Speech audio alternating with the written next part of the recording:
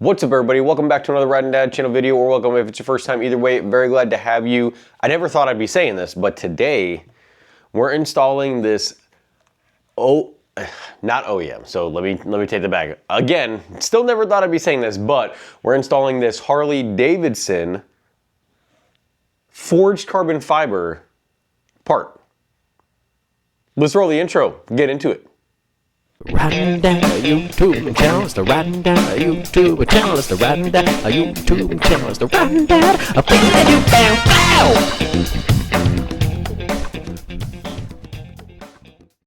All right, so this is called the forged carbon fiber console. Is that what they forged carbon fiber console is what they call it? They do, I believe, they have a laid carbon fiber as well. I personally. Yes, carbon fiber is still a flex. However, the cheap aftermarket scene has, in my opinion, ruined, for me at least, the look of real regular carbon fiber because it's so overdone in the fake, like, go to AutoZone and buy $5 hood scoop or side vents that are, 3M double stick and they're fake carbon fiber. It's ruined for me the aesthetic of real OG carbon fiber. However, the forged carbon fiber, I love the look of, and it's obviously still good because it's still carbon fiber. So either carbon fiber you get, it's definitely still a flex. They're not cheap. Any carbon fiber part's not cheap. It's good. It's lightweight. There's a lot of benefits to carbon fiber. However, personally, the aesthetic of the OG carbon fiber I don't like, but the forged carbon fiber I love. Let me try to give you guys a close-up before we install this. Now, I will say the pictures do make forged carbon fiber parts look a little bit shinier than they are.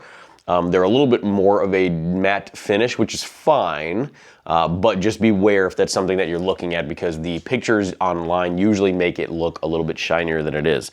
But this is a very easy install. It comes with 2 bolts. One is a Torx.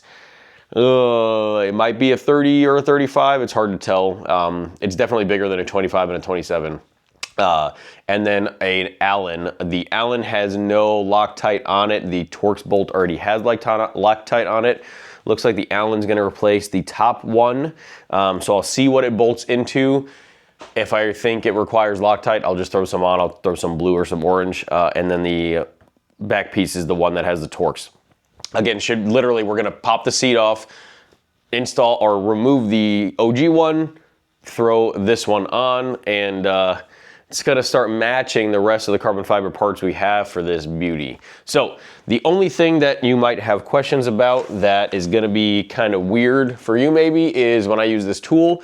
And yes, it's pink because at the time this is all they had in stock. But basically this is just to remove the rear seat bolt. I have like a form of a security seat bolt. This is less than a security seat bolt, and I guess just I don't know. But anyway, this is what is used for the rear seat bolt on my bike. Other than that, it's gonna be really easy. So let's get to it. All right, so I was actually wrong about this one. It is a 27. It looked way bigger when I was holding the bolt by itself for whatever reason. So, yep, 27. And then if you're curious, that Allen is a 5/32.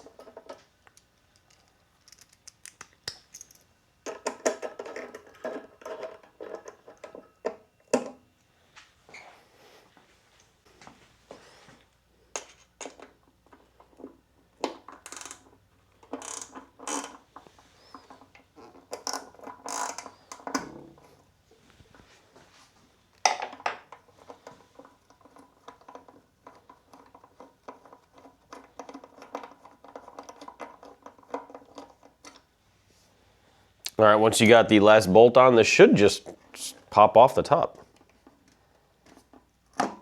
Yep. Good time to clean under there, just in case. I'm gonna give it a wipe real quick with my Clockworks Shine Detailer.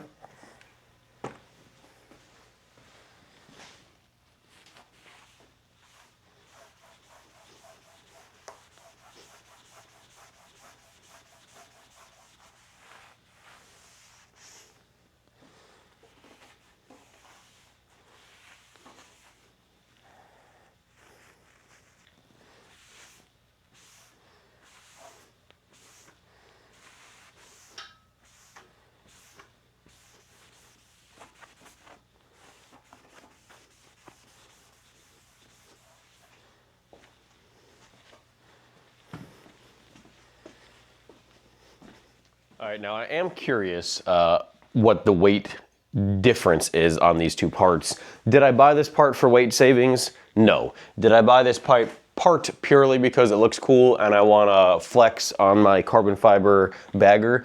Yeah, I'll be honest, which is I think what most people are going to do. But again, I am curious because just feeling them in my hands, there is a big weight difference even just for this small of a thin part. So we are going to go ahead and see what the difference is. All right, so the stock one, you guys probably can't see it on camera. It usually messes with the screen of stuff like this, but it weighs 748 grams. 748 grams. Now let's see what the carbon fiber one weighs. Trying not to scratch it. It weighs 408, so almost half the weight. Almost, you're cutting out almost half the weight right off the bat. So, and I can tell you in the hand, it does. This feels almost like it's made out of plastic, but obviously it's not. And this feels way heavier than you would assume something like this thin piece of metal weighs. So there you go, almost half weight. That's the huge savings of carbon fiber and why so many guys do it on wheels, because it's awesome. All right, before you put it on, you do want to make sure the rubber kind of gaskets, everything is just pushed on 100% completely.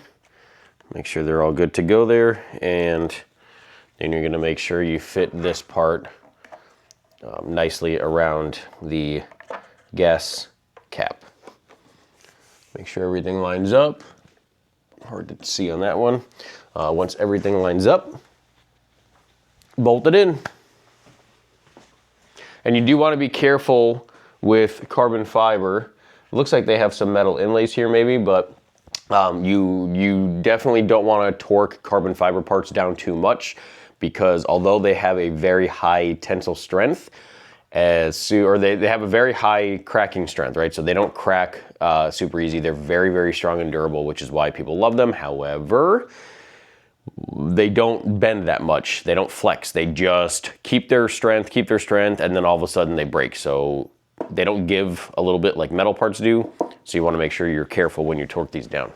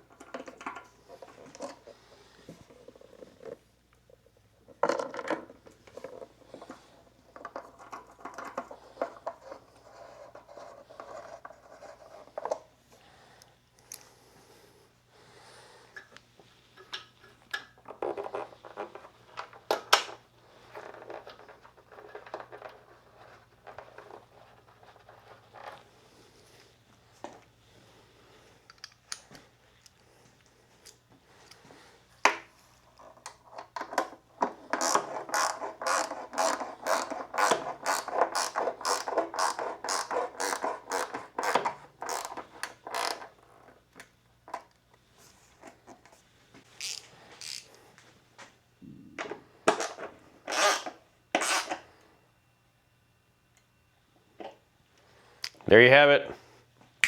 All done.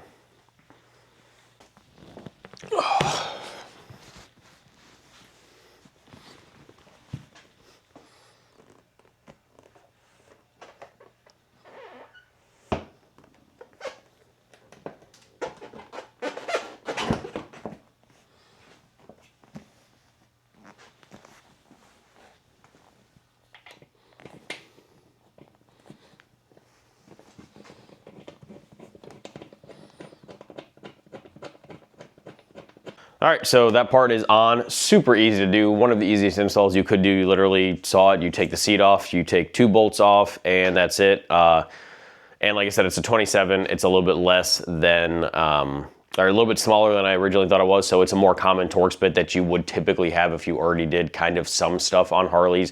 25s, 27s is like a lot of stuff on Harley, so you would probably already have it. But yeah, it looks awesome, guys. It looks cool. It's a big flex as far as, you know, having carbon fiber parts, because they are not cheap, and a lot of people do not take the time and money to care about putting them on their bike. But it's cool, and it is, you know, all these little carbon fiber parts here and there, they add up. So, you know, we saved 300 something grams today. Tomorrow we might save 20 grams. All of a sudden you're up to 2 pounds, 3 pounds, 4 pounds. that adds up. Especially, like I said, especially when you're doing the wheels, carbon fiber is a huge benefit. That's spinning weight, and it's a big difference. So thank you guys very much for watching. Check out all the links in the description. There's a build series playlist for this bike. There's like secondary, everything that's in the Road Glide playlist is 100% the Road Glide build. There's nothing missing. However, within the Road Glide build, I broke it down easier for other playlists as well for certain stuff, like the whole bar job up here, like different stuff, like maybe carbon fiber will have its own after this now, because I got 2 parts now and in the future more parts, so maybe that will be a thing too. But yeah, description has all of the links for the products used in this video, every other video that I ever do, everything is linked in there, and then the playlist and discount codes, everything like that. So thank you guys very much for watching. Until the next time, ride safe, have fun, Dad out.